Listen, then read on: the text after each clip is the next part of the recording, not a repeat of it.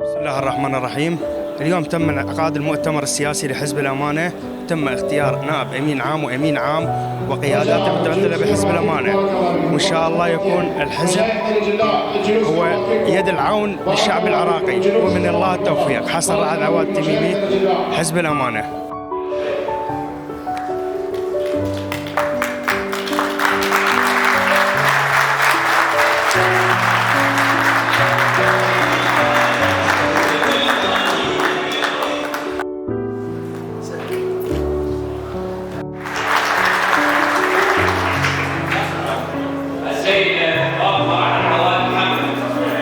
تصويت بارك الله فيكم. عواد محمد تصويت. ابو عيد